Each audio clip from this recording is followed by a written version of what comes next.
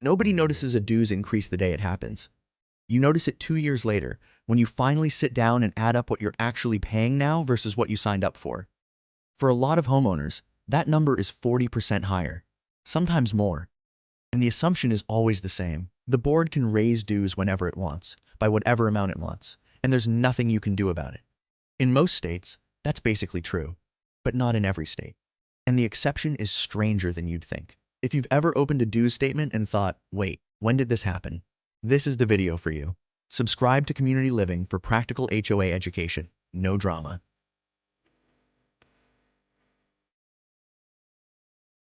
Regular dues increases almost never come from one single decision.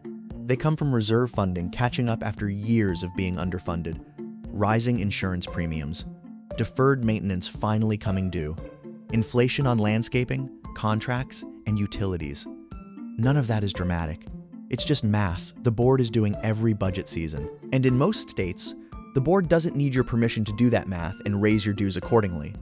The regular assessment is treated as a routine operating decision, not a vote. But in Arizona, there's a hard statutory line. Under Arizona law, Section 331803. A planned community association cannot raise the regular assessment by more than 20% over the previous year's amount without the approval of a majority of the members.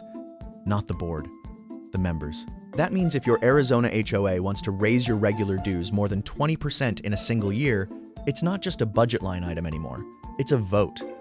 Most homeowners have no idea this protection exists, because most of the time, boards raise dues in smaller increments specifically to stay under it. Here's where it gets interesting. That same Arizona law doesn't say anything about special assessments.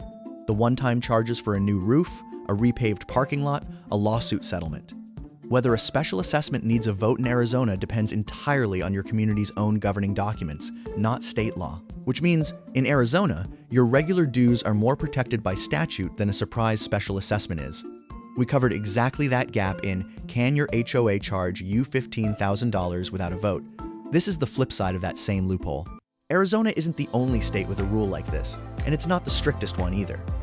California requires majority member approval for regular assessment increases over 20%, the same threshold as Arizona. But California also requires member approval for special assessments over 5% of the association's budgeted gross expenses. In California, both sides are covered. The takeaway isn't Arizona good, everywhere else bad. It's that these thresholds are real. They vary state by state, and almost nobody checks them until after the increase already happened. If you own in a community with a percentage-based vote trigger like this, a large dues increase isn't just something the board decided. It's something that may have legally required your community's approval, whether or not anyone told you that at the time. The only way to know is to check your own state's law and your own governing documents, not Arizona's, not California's, yours. So if your dues went up and you're not sure whether it should have gone to a vote, ask your board these 5 questions. What percentage did the regular assessment increase this year compared to last year? Does our state require member approval above a certain increase threshold? Was this increase approved by the board alone or ratified by a vote of the membership? Can I see the budget breakdown?